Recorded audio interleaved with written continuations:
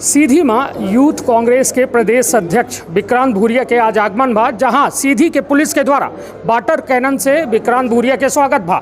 साथ में महंगाई और बेरोजगारी जैसा एक ज्वलंत मुद्दा का लेके लगातार जो है अपना के द्वारा आवाज उठाई है।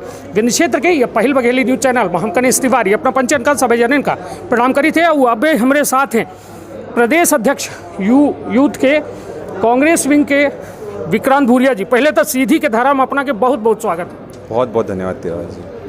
कैसा लाग अपना का सीधी की ये पहला आगमन और सीधी में जो में स्वागत की तैयारी जिला प्रशासन अपना के कह रहा, कैसा महसूस हुआ?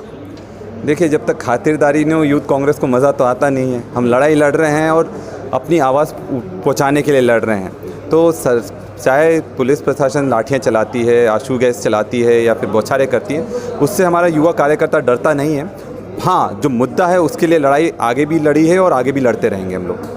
क्या माना जाए, आज आप लोग सीधी पहुंचे हैं, साइकिल यात्रा आपकी जो है जबलपुर से आपने शायद शुरुआत की है और सीधी पहुंची है। ये साइकिल यात्रा क्या संकेत है? क्या सरकार को संदेश दे रहे हैं, जनता को क्या संदेश दे रहे हैं? और आप आ रहे हैं फोर व्हीलर से, साइकिल आपकी पहले आ रही है, तो ये सब क्या है, क्या माना जाए इसको? देखिए, साइकिल यात्रा हमारे कुछ युवा साथी हैं, उन्होंने ये जिम्मा उठाया था कि हम जो महंगाई है और बढ़ती कीमतें हैं उसका विरोध करने के लिए साइकिल से यात्रा शुरू करेंगे। सिर्फ यहाँ पर ही नहीं, पूरे मध्य प्रदेश में साइकिल यात्रा करी गई हैं अलग अलग जगह से। पर जबलपुर से लेकर जो सीधी में जैसे इमरान ने करा है और जिस तरह से रघु ने करा है, वो अपने आप में 300-400 किलोमीटर की एक बड़ी साइकिल यात्रा थी। आज उसका समापन था और उस समापन में भी हमको यहाँ पहुँचना था। और साथ में जो महंगाई और बेरोज़गारी का मुद्दा है और साथ में दिग्विजय सिंह जी के साथ जिस तरह से बर्बरता करी गई है भोपाल में, उसके विरोध में आज पुतला दहन भी करा गया और एक जंगी प्रदर्शन भी करा गया। नहीं तो क्या माना जाए, जनता के बीच ये संदेश जा रहा था कि विक्रांत भूरिया साइकिल से जबलपुर से यात्रा करके आ रहे हैं, तो क्या सच्चाई है जनता के बीच ये भी पहुंचेगी? नहीं। क्या विक्रांत भूरिया साइकिल लेके आए हैं या फिर साइकिल से कोई और आ रहा था, विक्रांत भूरिया स्वागत कर रहे थे उनका? देखिए, साइकिल से तो हमारे साथी लोग, क्योंकि यूथ कांग्रेस का हर कार्यकर्ता अब संघर्ष में हो गया है। प्रदेश अध्यक्ष होने के नाते हर जगह जाकर उनका हिम्मत बढ़ाना, उनके हौसला अफजाई करना और कोई अच्छा काम करता है तो उस चीज़ को सराहना। इसलिए आज जो मैं सीधी आया था, कल आज सुबह रीवा पहुंचा हूं, आज सीधी पहुंचे हैं, कल रीवा में भी आयोजन करें हैं। तो इस तरह से पूरे प्रदेश में लगातार भ्रमण चल रहा है, युवा साथियों को जागरूक कर रहे हैं ताकि हमारा युवा साथी इतना परिपक्व हो जाए कि जनता की लड़ाई खुद लड़ने में सक्षम हो। इस चीज़ की हम तैयारी में लगे हुए हैं। निश्चित तौर पर आपने अभी बात की साइकिल यात्रा की, अब बात साइकिल यात्रा से प्रदेश में चलते हैं। प्रदेश में वर्तमान की हालात जो हैं, पहले तो कमलनाथ जी के सत्ता की बात की जाए कि जिस तरीके से उनकी सत्ता छीनी गई, उस पर आपकी क्या प्रतिक्रिया और क्या नज़रिया है? क्योंकि आप भी अभी मतलब हाल फिलहाल ही नए अध्यक्ष के रूप में आपने कार्यभार ग्रहण किया है, तो इस पे आपकी प्राथमिक प्रतिक्रिया क्या होगी कि क्या राजनीतिक मूल्य जो युवा राजनीति में आना चाहते हैं उनके लिए बेहतर एक नज़ीर पेश की गई है, या क्या माना जाए जिस हिसाब से सत्ता में परिवर्तन हुआ?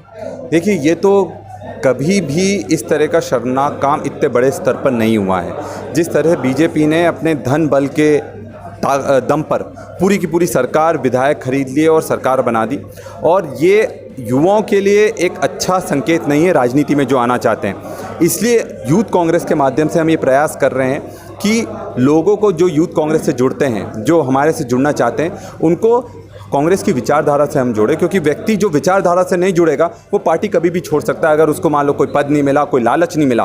तो हम नहीं चाहते, हम ये चाहते हैं कि अब यूथ कांग्रेस का और पार्टी का शुद्धिकरण हुआ है। जो लोग विचारधारा कांग्रेस की नहीं रखते थे वो चले गए और जो कट्टर कांग्रेसी विचारधारा वाले कांग्रेस में बचे हैं, और इन्हीं के साथ हम पूरी ताकत से 2023 में चुनाव भी जीतेंगे।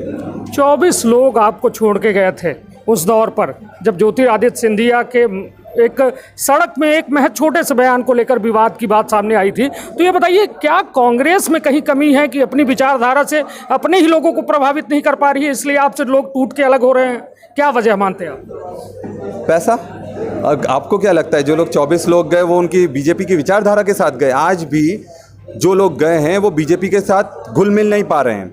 वहाँ भी 3 गुट बन गए हैं। एक गुट बन गया है सिंधिया गुट, एक बन गया है शिवराज गुट और एक वीडी शर्मा गुट बन गया है। तो ये जो बोलते थे कि कांग्रेस में इस तरह का होता है, वो बीजेपी में भी देखने को मिल रहा है। और वो जो लोग वहाँ पर गए वो विचारधारा को कतई लेकर नहीं गए हैं।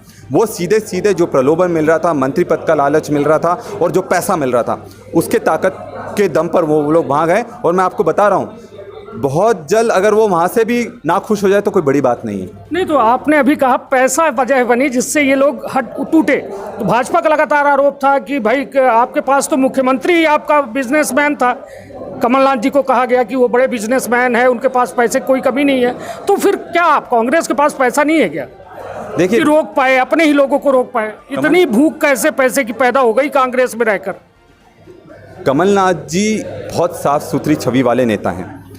वो अपनी राजनीति मूल्यों के आधार पर करते हैं। कई लोगों ने ये भी सवाल उनसे करा, उनका ये कहना था मैं बीजेपी के स्तर तक नहीं गिर सकता हूँ। अगर जनता ने मुझे चुना है, उन्होंने साफ सुथरी छवि के साथ चुना है और प्रदेश को सही दिशा में ले जाने के लिए चुना है। अगर मैं भी लोगों को खरीदना चालू कर दूं, उनको खरीद कर अपने पास रख लूं, तो फिर उनमें और हम में क्या अंतर रह जाएगा? थोड़े दिन का वनवास है, आप देखते जाइए। अभी 2 साल में जिस तरह से परिवर्तन आया है, बड़े स्तर पर परिवर्तन आया है, जनता भी हमारे साथ धीरे धीरे आ रही है और कमलनाथ जी के साथ एक बहुत बड़ा तबका जुड़ता चला जा रहा है और कहीं ना कहीं 2023 में एक बहुत बड़ी मार्जिन से कांग्रेस निश्चित तौर पर वापस भी आएगी। चलिए, ये तो एक भविष्य का आपने जवाब दिया है। अब वो तो वक्त ही बताएगा कि कांग्रेस की क्या ज़मीनी पकड़ कितनी मजबूत हो पाती है। और क्योंकि जो एक अभी नज़ारा पेश हुआ ये बीती राजनीति में, जो शायद मध्य प्रदेश के इतिहास में बहुत पहले कभी नहीं देखा गया। अब सवाल कोरोना को लेकर, कोरोना की पहली लहर, दूसरी लहर, अब तीसरा जो है लहर जो है डेल्टा, जीका, कई तरह के नाम आ रहे हैं कि ये नए वेरिएंट आ रहे हैं। वैक्सीनेशन को लेकर बात होनी चाहिए। तो इस दौर पर कांग्रेस का क्या पक्ष है? क्या कहेंगे आप यूथ कांग्रेस के अध्यक्ष होने के नाते कि प्रदेश में ये पहली लहर, दूसरी लहर और तीसरी लहर के लिए क्या किसको जिम्मेदार मानते हैं? कितने लोगों की जो जान गई, कौन जवाबदार है इनका? देखिए, इसमें सीधा सीधा जवाबदार ये सरकार है और नरेंद्र मोदी हैं। अगर वो सही समय पर दवाइयाँ उपलब्ध करवा देते, वैक्सीनेशन, देखिए कोरोना का कोई इलाज नहीं बचता है, उसका वैक्सीनेशन ही एक परमानेंट इलाज हो सकता है। जब हम पूरे देश में विश्व के लिए वैक्सीन उत्पादन कर रहे हैं, अपनी वाहवाही के चक्कर में उनने पूरी की पूरी वैक्सीन विदेशों को बेच दी। अगर उस समय वो वैक्सीन नहीं भेजी जाती तो मैं आपको बता रहा हूँ ये दूसरी लहर भी भारत देश में नहीं आती। इसका सबसे बड़ा कारण वो है। और जब ये कोरोना की लहर आई, सरकार पूरी तरह से वनवास में चली गई, चुप्पी में चली गई। कोई जवाबदारी लेने को तैयार नहीं था कि किसका है, क्या है, क्यों हो रहा है, कैसे हो रहा है, कैसे इसे रोकथाम करेंगे। सिर्फ भगवान भरोसे थे कि ये लहर जाए, उसके बाद हम वापस आएँ। फिर हम वापस ये बोले कि हम वैक्सीन दे रहे हैं और वैक्सीन का सबको लगवाएं। वैक्सीन निश्चित तौर पर सबको लगवाना चाहिए क्योंकि एकमात्र तरीका वही है कि उससे आप बच सकते हैं। क्योंकि हमारे घर में भी काम करने वाले आते हैं, बहुत सारी चीज़ें, आप सब एक दूसरे के संपर्क में आते हैं, पूरी तरह से प्रिकॉशन आप नहीं रख सकते। तो वैक्सीनेशन होना चाहिए और जवाबदारी सरकार को लेना चाहिए, ताकि जब तक वो अपनी गलती नहीं मांगेंगे, अपनी गलतियों को भविष्य में सुधार नहीं पाएंगे। और तीसरी लहर की जहाँ तक बात है, इसको रोकने के लिए वैक्सीनेशन ही एक पुरजोर तरीका है। विक्रांत जी, आप आज सीधी में बड़ा धरना प्रदर्शन था, लगभग संख्या जो बताई जा रही है 1000 के आसपास बताई जा रही है। मंच में जो हालात थे, आपको लगता है कि कोरोना की नियमावली का आप लोगों ने पालन किया? फिलहाल अभी भी मास्क नहीं लगाया आप लोगों ने। एक बात है, क्योंकि आप एक युवा प्रतिनिधि हैं, कांग्रेस को बिलोंग करते हैं, जनता के बीच एक बड़ा संदेश आपके द्वारा जाएगा, तो क्या इसको आप जायज़ मानते हैं जो ये सारी? इस चीज़ को हम जायज़ नहीं मानते हैं, है ना। और बिल्कुल सबको मास्क लगाना चाहिए, इस चीज़ के हम पक्षधर हैं। आज प्रेस कॉन्फ्रेंस थी इसलिए सब मास्क में नहीं होंगे, बट आम तौर पर सबको मास्क लगाना चाहिए। मंच धरना स्थल में भी आपने मास्क नहीं, मैं बता रहा हूँ ना, धरना स्थल में भी, वहाँ भी आप है ना, जब सबसे रूबरू होते हैं, सबके साथ रहते हैं, तो कोशिश हम करते हैं कि जितने ज़्यादा मास्क लगा सकें, ताकि हमसे या किसी को हमसे किसी तरह से बीमारी नहीं हो। हाँ, पर जितने भी मंच पर थे उन सबको वैक्सीन ज़रूर लगी है। चलिए, तो भैया आपसे एक और चीज़ पूछूंगा। नागरिक उड्डयन मंत्री बने हैं आपके, अभी कांग्रेस से भाजपा में गए, बतौर गिफ्ट कहा जा रहा है कि उन्हें जो है बड़ा मंत्रालय दिया गया है। तो आपकी क्या प्रतिक्रिया है कि ज्योतिरादित्य सिंधिया को, उनको नागरिक उड्डयन मंत्री बनाया गया है, केंद्र में बड़ा पद है? देखिए, मुझे नहीं लगता बड़ा पद है कि उनको रेलवे मिलता तो बड़ा पद होता, क्योंकि उड्डयन जो विभाग है वो तो पूरी तरह से बिक गया है। पूरी तरह से जो बिका हुआ विभाग उनको दिया गया है, उसमें ना उड्डयन का आम जनता से कोई किसी तरह का लेना देना है, ना उससे आप किसी भी तरह से आम जनता में अपनी पैठ बढ़ा सकते हैं। ये सीधे सीधे बीजेपी पूरी तरह से ताकत से सिंधिया जी को दरकिनार करने में लगी हुई है। वो कितना भी बोल लें, कि बीजेपी मुझे अपना लेगी, बीजेपी पूरी ताकत से हमारे साथ है। बीजेपी कभी भी भारी व्यक्ति को अपनाती नहीं है और कहीं ना कहीं उनकी पृष्ठभूमि भी ख़त्म कर रही है, उनके लोगों की भी पृष्ठभूमि ख़त्म कर रही है। ये आने वाले समय में जो कांग्रेस पार्टी उन्हें छोड़ी, उनको समझ में आएगा कि वो बहुत बड़ी भूल थी।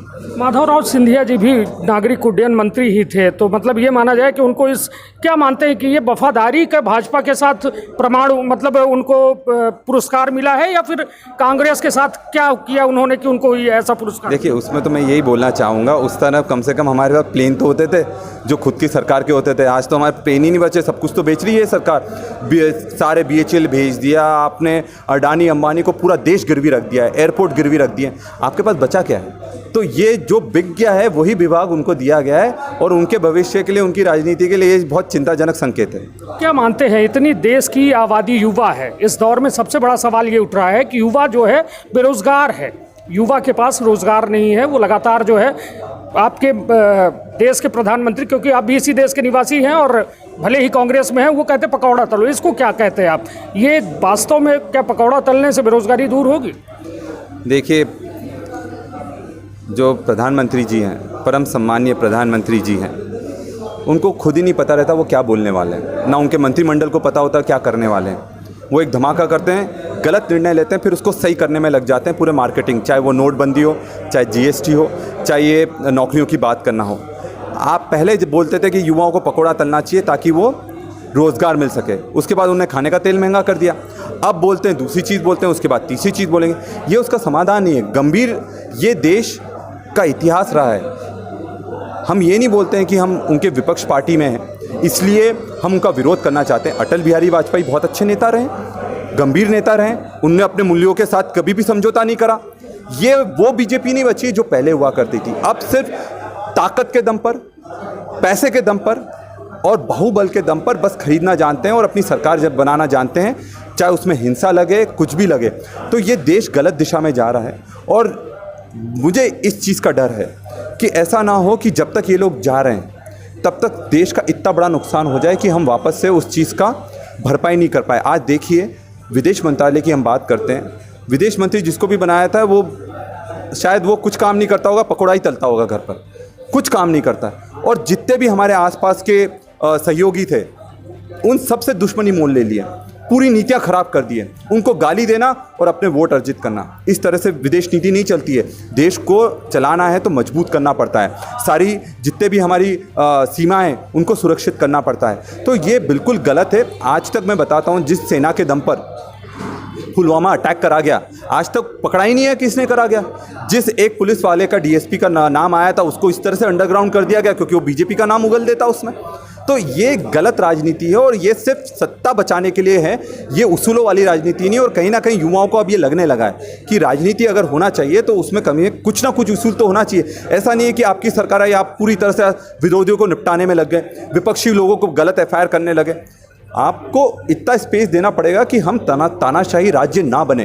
ये देश के लिए भी सही नहीं है और विश्व के लिए भी सही नहीं है, क्योंकि मैं मानता हूँ भारत का बहुत महत्वपूर्ण पद है पूरे विश्व में, उस को गरिमा को गिराने में नरेंद्र मोदी जी और बीजेपी का बहुत बड़ा हाथ है। निश्चित तौर पर हमारे साथ रहे विक्रांत भूरिया, जिनके द्वारा साफ तौर में यह कहा गया है कि यह सरकार के विरोध में लगातार उनका स्वर जो है बुलंद रही और साथ में यूथ कांग्रेस में नया प्राण वायु फूके के काम विक्रांत भूरिया के जिम्मे में मिला है। तब देखब दिलचस्प हुई कि काऊ प्राण वायु से 2023 का फतह कह सकत है या नहीं। अपन बहुत ख्याल रखब, अपने परिवार के बहुत ख्याल रखब। धन्यवाद, प्रणाम।